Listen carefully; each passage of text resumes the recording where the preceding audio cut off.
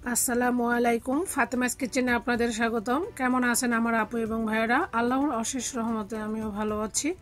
আজকে তৈরি করে দেখাবো খুবই সহজ পদ্ধতিতে ঘরে থাকা উপকরণ দিয়ে মজাদার ভর্তা রেসিপি। আশা করি আমার আজকের ভর্তা রেসিপি আপনাদের ভালো লাগবে।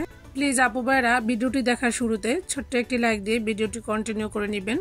তো এর জন্য আমি প্রথমে একটি হাঁড়িতে পর্যাপ্ত পরিমাণে তেল দিয়ে দিয়েছি এবং এখানে আমি একটি করলা মাঝখানের বিচিগুলো ফেলে দিয়ে খুব ভালোভাবে ধুয়ে পরিষ্কার করে নিয়েছি।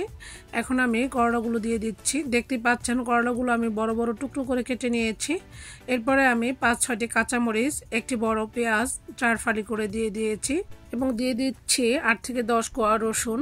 এখন আমি সবকিছু 1 মিনিটের মতো একটু উল্টে পাল্টে নেড়ে চেড়ে নিয়ে এক সাইডে রেখে এখানে আমি দিয়ে দিব 7-8টি চিংড়ি মাছ। চিংড়ি মাছটাকে আমি কেটে আগেই লবণ মাখিয়ে রেখেছি, সেটাও দিয়ে দিয়েছি।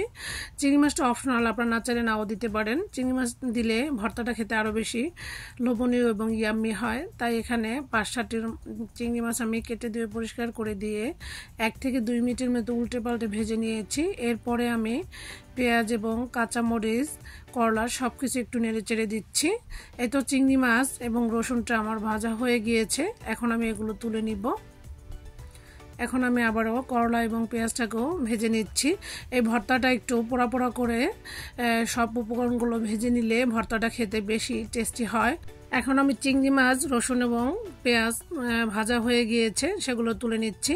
এরপরে আমি বাকি উপকরণগুলো আরও 2 থেকে 3 মিনিট মিডিয়াম আঁচে একদম পোড়া পোড়া করে ভেজে নিব। আপনারা চাইলে হালকা ভেজেও নিতে পারেন। তো আমার কাছে একটু পোড়া পোড়া করে ভেজে নিয়ে ভর্তাটা করলে সেই ভর্তাটা খেতে অনেক বেশি মজার হয়। কি বলবো আপু ভাইয়েরা আপনাদেরকে, আজকে দুপুরবেলা এই ভর্তাটা আমি করে শুধু এটা দিয়েই তৃপ্তি করে ভাত খেয়ে নিয়েছি 1 প্লেট।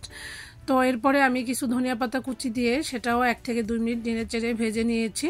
এরপরে আমি সমস্ত উপকরণগুলো তুলে নিচ্ছি এবং অতিরিক্ত তেলটাকে আমি চেপে কড়াইয়ের মধ্যে রেখে দিয়েছি এবং কিছুক্ষণ এভাবে ঝাঁঝরিতে সমস্ত উপকরণগুলো রেখে অতিরিক্ত তেলটাকে ঝরিয়ে নিয়েছি।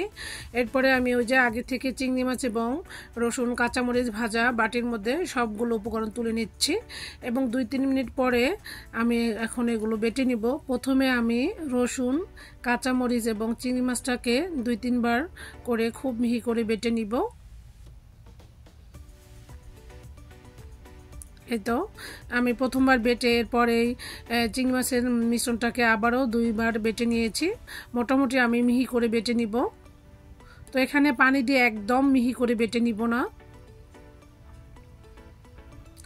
আপনারা আপনাদের পছন্দ মতো মিহি করে বেটে নিতে পারেন। তো এই তো দেখতে পাচ্ছেন আমি 2-3 বার করে মিহি করে বেটে নিয়েছি সমস্ত উপকরণগুলো। এরপরে আমি দিয়ে দিব যে আগে থেকে পোড়া পোড়া করে ভেজে রাখা পেঁয়াজটাকে একদম মিহি করে বাটবো না, একটু আস্তে আস্তে করেই রেখে দিব। এতে করে ভর্তা খাওয়ার সময় দাঁতের নিচে যখন পেঁয়াজটা পড়ে তখন ভর্তাটা খেতে অনেক বেশি টেস্টি হয়। আপনারা চাইলে এই পেঁয়াজটা একদম মিহি করে বেটে নিতে পারেন। এই তো দেখতে পাচ্ছেন আমি পেঁয়াজটাকে একটু আস্তে আস্তে করে বেটে নিয়েছি। দেখি হয়তো বুঝতে পেরেছেন আমি কতটা আস্তে আস্তে করে বেটে নিয়েছি। এরপরে আমি দিয়ে দিব যে আগে থেকে পোড়া পোড়া করে ভেজে রাখা করলাগুলো আমি একদম মিহি করে বাটবো না, একটু আস্তে আস্তে করেই বেটে নিব। আপনারা দেখে হয়তো বুঝতে পারবেন। এই তো দেখতে পাচ্ছেন আমি করলাগুলো কীভাবে আস্তে আস্তে করে বেটে নিচ্ছি। আপনারা আপনাদের পছন্দ অনুযায়ী বেটে নিতে পারেন। তো এই ভর্তাটা একটু আস্তে আস্তে করে করলাটা বেটে নিলে সেই ভর্তাটাই খেতে বেশি মজার হয়। এই ভর্তাটা এতটাই মজার কি বলবো, আপু ভাইয়েরা একবার হলো বাসায় ট্রাই করে দেখবেন। ভর্তা না যে একটা অমৃত, এতটাই টেস্টি এবং এতটাই মজার ছিল আমার আজকের এই ভর্তাটি। আশা করছি আমার আজকের এই লোভনীয় ভর্তাটির ভিডিওটি আপনাদের অনেক বেশি ভালো লেগেছে। যদি ভালো লেগে থাকে প্লিজ একটি লাইক দিয়ে আমার ভিডিওটি দেখে নেবেন। আপু ভাইরা আপনারা একটি লাইক দিতে অনেক বেশি কৃপণতা করেন, আমার ভিডিওতে একদমই লাইকের পরিমাণ কম। প্লিজ আপনারা আমাকে যদি সত্যি সাপোর্ট করে থাকেন তাহলে একটি লাইক দিয়ে ভিডিওটি দেখে নেবেন। এতে করে আমার ভিডিওটি নতুন নতুন আপু ভাইদের কাছে পৌঁছে দিতে সাহায্য করে। এরপরে আমি ভর্তায় স্বাদমতো লবণ দিয়ে খুব ভালোভাবে মিক্স করে নিচ্ছি। দেখতে পাচ্ছেন ভর্তা যত বেশি মাখাবেন ততই টেস্টি হয়। ভর্তার স্বাদটা দ্বিগুণ বাড়িয়ে দিতে এই পর্যায়ে আমি আরও 1.5 টেবিল চামচ সরিষার তেল দিয়ে আরও ভালোভাবে মাখিয়ে নিয়েছি। দেখতে পাচ্ছেন খুবই মজাদার একটি ভর্তার রেসিপি, খুবই সহজ পদ্ধতিতে আপনাদের মাঝে উপস্থাপন করেছি। আশা করি রেসিপি ভালো লেগেছে। যদি ভালো লেগে থাকে প্লিজ আমার পাশেই থাকবেন। আজকের মতো তাহলে এখানেই বিদায় নিয়ে নিচ্ছি। সবাই ভালো থাকবেন। আল্লাহ হাফেজ।